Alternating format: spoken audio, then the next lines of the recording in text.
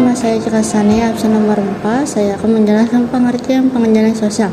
Pengertian dari pengendalian sosial berdasarkan serta kemendidikan, kebudayaan atau Kementerian Pendidikan Kebudayaan merupakan sebuah mekanisme yang digunakan untuk mengarahkan anggota masyarakat yang ada di dalam sebuah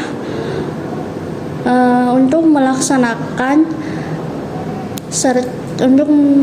serta nilai normal sosial di dalamnya. Perkenalkan, saya Danisa Rayhana Putri, absen 5, dan di sini saya akan menjelaskan mengenai beberapa sifat pengendalian sosial berdasarkan waktunya.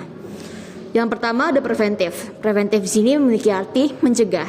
Sebagai namanya, jelas preventif ini dilakukan sebelum terjadinya tindak penyimpangan. Contoh dari preventif dapat berupa kegiatan penyuluhan dan sosialisasi. Yang kedua, represif. Represif di sini berarti menekan. Represif ini juga dilakukan setelah terjadi perilaku menyimpang. Contoh kegiatan dari represif ini adalah berbentuk hukuman ataupun sanksi. Dan yang ketiga ada restitutif. Sama seperti represif sebelumnya, restitutif ini dilaksanakan setelah terjadi perilaku menyimpang. Namun, restitutif bersifat memulihkan, sehingga contoh kegiatan dari restitutif adalah rehabilitasi dan pembinaan. Perkenalkan, nama saya Joshua Scott, absen 12 dari kelas 10-4. Saya akan menjelaskan tentang bentuk pengendalian sosial. 1. Gosip. Gosip atau yang disebut juga sering desa-desu merupakan sesuatu kegiatan bertukar informasi antara seseorang tanpa bukti konkret yang jelas yang dapat dilakukan oleh peristiwa dan perilaku negatif. Yang kedua, teguran. Teguran adalah suatu kegiatan yang dapat dilakukan oleh seseorang atau kelompok terhadap perilaku penyimpangan sosial yang dapat mengganggu keharmonisan lingkungan masyarakat sekitar. Dengan hal begini, seseorang yang melakukan kritik langsung terhadap pelaku penyimpangan sosial dapat menyadarkan dia langsung bahwa pelaku adalah melakukan kesalahan.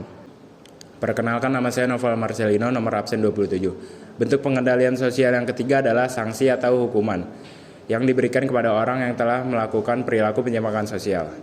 Bentuk sanksi ini sendiri juga memiliki dua manfaat, yaitu agar membantu seseorang sadar akan perilakunya yang salah dan sebagai menjadi pengingat bagi orang lain agar tidak melakukan kesalahan yang sama.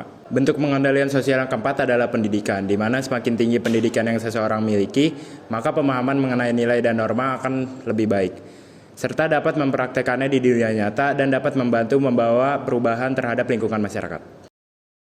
Bentuk pengendalian sosial yang kelima adalah agama, di mana di dalam agama diajarkan untuk menjaga hubungan baik antara satu sama lain, hubungan dengan makhluk lain, dan hubungan dengan Yang Maha Kuasa.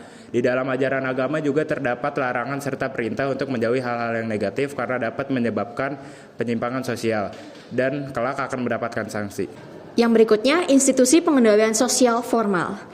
Institusi pengendalian sosial formal tentu memiliki aturan yang resmi dan tertulis serta jelas. Dan umumnya institusi pengendalian sosial formal dibentuk dan diatur oleh pemerintah.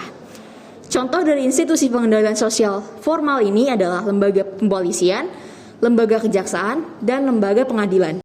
2. Institusi pengendalian sosial informal merupakan sekelompok kecil dalam masyarakat yang tidak resmi dan tidak memiliki aturan yang tertulis. Contohnya aturan dalam keluarga dan kelompok bermain.